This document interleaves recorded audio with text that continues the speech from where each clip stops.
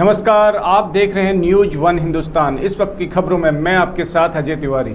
गाजियाबाद के थाना कौशाम्बी क्षेत्र एंजल मॉल में चल रहे अवैध रूप से हुक्का बार व क्लब के विरोध में भारतीय किसान यूनियन के कार्यकर्ताओं द्वारा थाना कौशाम्बी का घेराव किया गया। अवैध हुक्का बार को लेकर उन्होंने थाना प्रभारी को ज्ञापन सौंपा। भारतीय किसान यूनियन के नेता ने बताया कि गाजियाबाद के थाना कौशाम्बी क्षेत्र में चल रहे अवैध तरीके से हुक्का बारों पर शिकंजा क्यों नहीं कसा जा रहा, जिसको लेकर यहां पर नाबालिग लड़कियां भी नृत्य करती पाई जाती हैं। कई बार गोलीकांड भी हुए हैं मगर कोई कार्रवाई नहीं हो पाती, केवल खाना पूर्ति की जाती है।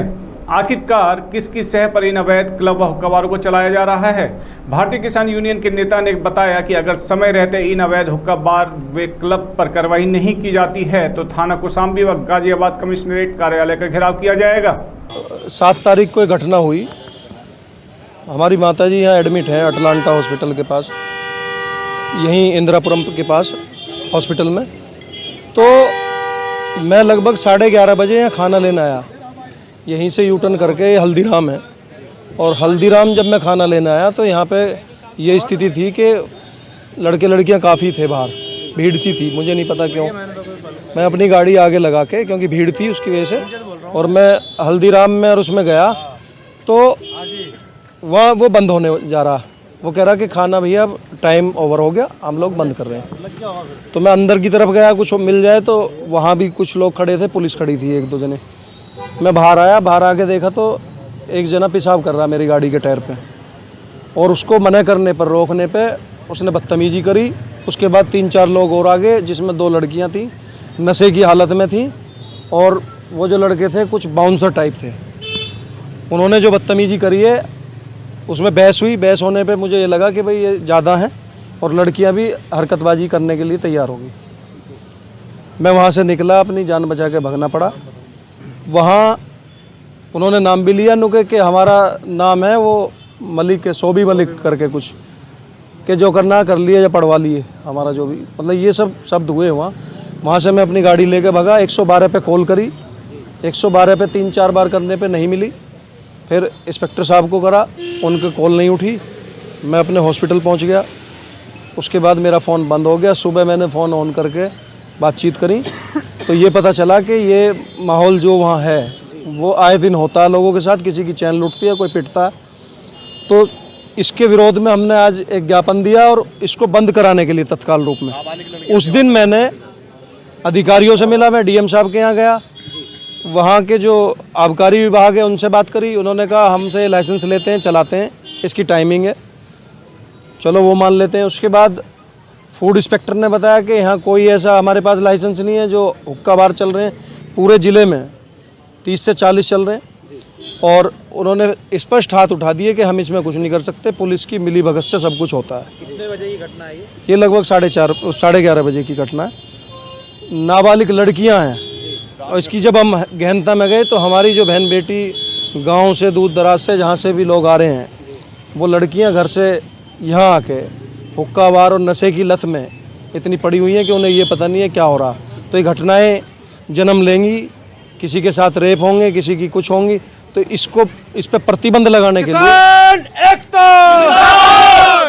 हमने ये कदम उठाया। आज मौके पे उसे जो है उनको जो पकड़वाना चाह रहे थे, क्योंकि अधिकारियों ने बताया जब भी हम रेड करने गए वहाँ कुछ नहीं मिलता, वो सब हटा दिया जाता, पहले ही फ़ोन चले जाते हैं। आश्वासन बताया गया पुलिस की तरफ से आश्वासन आया है कि आज वो वीवीआईपी ड्यूटी में है, इंस्पेक्टर साहब परेशान हैं, और वो ये कह रहे हैं कि एसओ साहब कि हम इसमें कार्रवाई ज़रूर करेंगे, आप ज्ञापन दे के जाओ, कल तक या परसों तक हम इस पर बिल्कुल स्पष्ट कर देंगे इसको कि अवैध नहीं कुछ भी होगा। गाजियाबाद से देवानंद वर्मा की रिपोर्ट।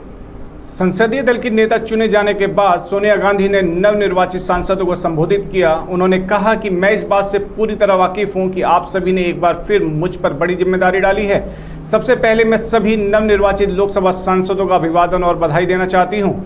आपने सबसे चुनौतीपूर्ण परिस्थितियों में एक कठिन चुनाव लड़ा है।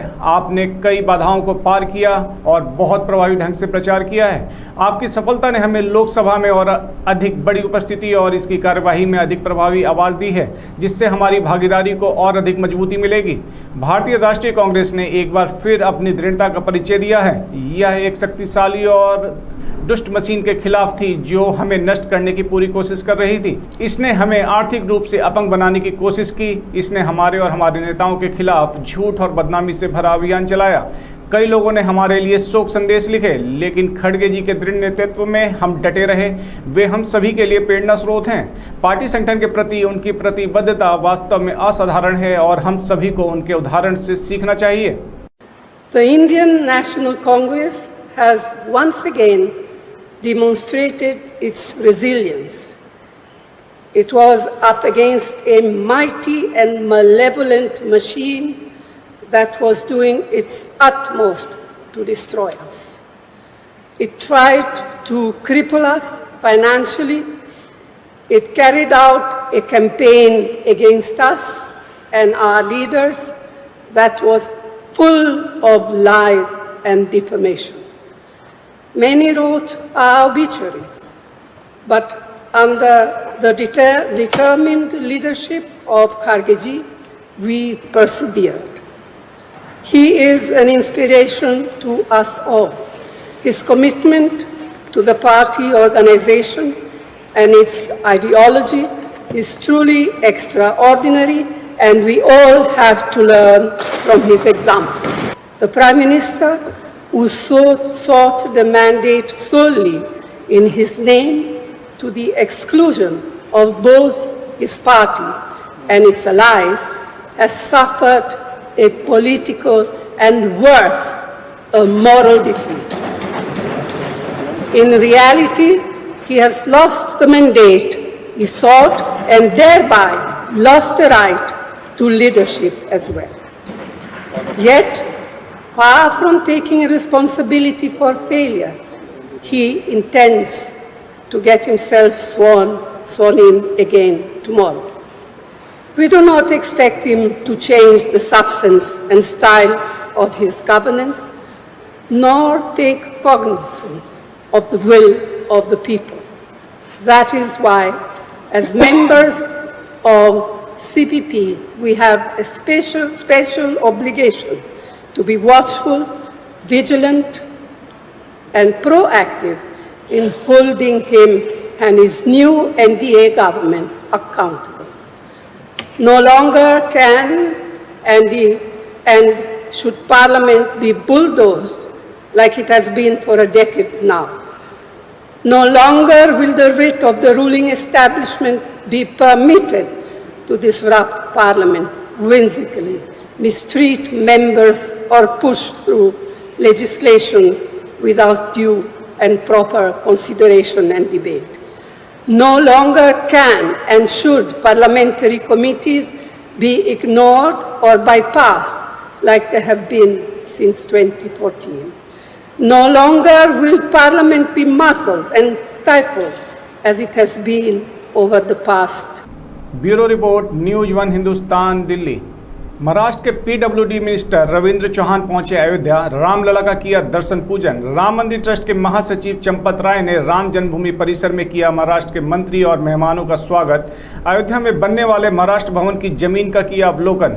महाराष्ट्र के कई विधायक और उनके परिवार के सदस्य भी साथ में मौजूद। महाराष्ट्र के पीडब्ल्यूडी मंत्री 70 सदस्य डेलीगेशन के साथ अयोध्या पहुंचे हैं। महाराष्ट्र के पीडब्ल्यूडी मंत्री ने महाराष्ट्र भवन के लिए चिन्हित जमीन का किया अवलोकन। अयोध्या पहुंचे महाराष्ट्र के पीडब्ल्यूडी मंत्री रविंद्र चौहान ने कहा, महाराष्ट्र उत्तर प्रदेश का हजारों साल से बहुत ही गहरा रिश्ता बना हुआ है। 22 जनवरी को रामलला की प्राण प्रतिष्ठा हुई, हमें शामिल होने का अवसर मिला है। देश के प्रधानमंत्री तीसरी बार प्रधानमंत्री बनने जा रहे हैं। हम रामलला के दर्शन को पहुंचे हैं अयोध्या। आप सभी को मालूम है कि महाराष्ट्र और उत्तर प्रदेश के हजारों सालों से एक बहुत ऐसा रिश्ता बनाया रखा गया है और इसमें एक 22 जनवरी को आदरणीय देश के प्रधानमंत्री नरेंद्र मोदी जी के नेतृत्व में अयोध्या में रामलला जी को भव्य मंदिर के अंदर उनकी प्राण प्रतिष्ठापना होगी और हमें ये सौभाग्य मिला कि आज हम सभी लोग यहाँ पर रामलला के दर्शन के लिए आज देश के प्रधानमंत्री तीसरी बार शपथ ग्रहण करने वाले हैं देश के लिए प्रधानमंत्री कर और हमें आज ही रामलला के दर्शन प्राप्त हुए हैं। पीडब्ल्यूडी डिपार्टमेंट के माध्यम से यहाँ पर उत्तर प्रदेश गवर्नमेंट ने घोषित किया था कि हर उस राज्य को अगर यहाँ पर सदन बनाना हो तो आप यहाँ पर जो उनकी जगह उन्होंने लेआउट तैयार किया हुआ था तो लेआउट के अंदर आकर आप यहाँ पर जगह आप बुक कर सकते हो। जैसे ही हमें उत्तर प्रदेश गवर्नमेंट के माध्यम से ये न्योता मिला, यहाँ पर रामलला के दर्शन के लिए लाखों भाविक यहाँ पर आते हैं, भक्तगण यहाँ पर आते हैं। महाराष्ट्र से भी बहुत से भक्तगण यहाँ पर नित्य नेम रामलला के दर्शन के लिए आते हैं। तो हमने भी तय कर लिया सरकार की तरफ से, आदरणीय महाराष्ट्र राज्य के मुख्यमंत्री एकनाथराव शिंदे जी, आदरणीय उप मुख्यमंत्री देवेंद्र जी और अजीत दादा और हमारे मंत्रिमंडल ने ये निर्णय कर लिया कि यहाँ पर हम एक 2-2.5 एकड़ जगह यहाँ पर हम लेकर एक भव्य ऐसा महाराष्ट्र सदन का भक्त निवास जो है वो भक्त निवास यहाँ पर तैयार करेंगे। अयोध्या से मयंक श्रीवास्तव की रिपोर्ट।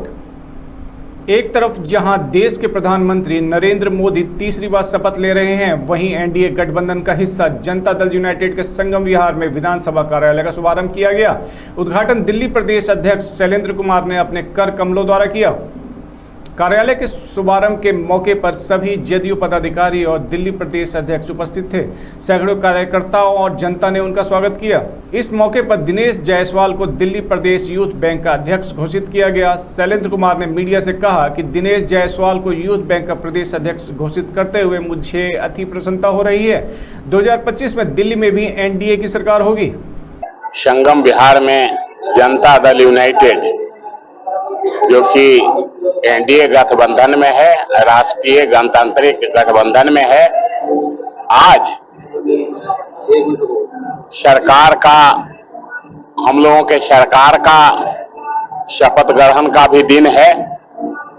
आज बहुत ही पवित्र दिन है, अच्छा दिन है, शुभ दिन है। इसीलिए एक तरफ जहां हमारी सरकार का निर्माण हो रहा है, जहां एक तरफ हमारे सभी वरिष्ठतम सांसद मंत्री बन रहे हैं, वहीं दूसरे तरफ हम अपने सारे ये के साथ पूरे तन मन के साथ संगम बिहार में अपने कार्यालय का उद्घाटन कर रहे हैं। उनके बारे में यही कहना चाहेंगे कि जो भी मंत्री शपथ ले रहे हैं, हमारा पूरा गठबंधन देश के विकास के लिए काम करे, जनता की समस्याओं के लिए काम करे। और अब की बार तो नहीं हुआ, लेकिन इसके बाद वाली बार में जो है जनता इतना खुश हो, पब्लिक इतना खुश हो कि अब की आने वाला बार 400 पार हो। ये जनता दल यूनाइटेड की तरफ से जो हमें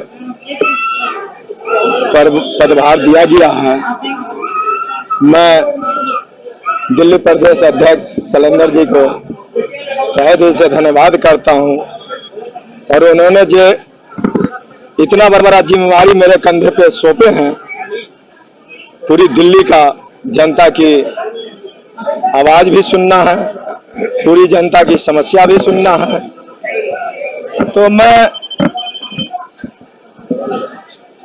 जो इन्होंने हमारे ऊपर अपना पद दिए हैं, मैं पद को, गरिमा को रखते हुए मैं उस पर खड़े उतरूंगा, जो जनता के समस्या को मैं सुन सकूं। ये जो हमारे पूरी दिल्ली की जिम्मेवारी दिया गया है, मैं तो अब ये कोशिश करूंगा कि 70 के 70 विधानसभा में एनडीए को फुल जोर तरीके से मजबूत करूं, ताकि अगले 2025 का जो विधानसभा चुनाव है, इस बार जैसे केंद्र में एनडीए सरकार है, ऐसे दिल्ली में भी एनडीए का सरकार बनेगा। एनडीए सरकार जिंदाबाद। देखिए सर, अब रही लड़ाई लड़ने की बात, तो दिल्ली में तो हमारी सरकार है नहीं, जल बोर्ड हमारे हाथ में है नहीं, बिजली विभाग हमारे हाथ में नहीं है, नगर निगम हमारे हाथ में नहीं है। तो हमारे पास यही विश्वास है कि केंद्र में हमारे सरकार है, उनके माध्यम से ही कुछ मैं जनता के लिए सेवा कर सकूं। दिल्ली से मनोज सैनी की रिपोर्ट। बने रहें खबरों में, देखते रहें न्यूज वन हिंदुस्तान। नमस्कार। आप देख रहे हैं न्यूज वन हिंदुस्तान।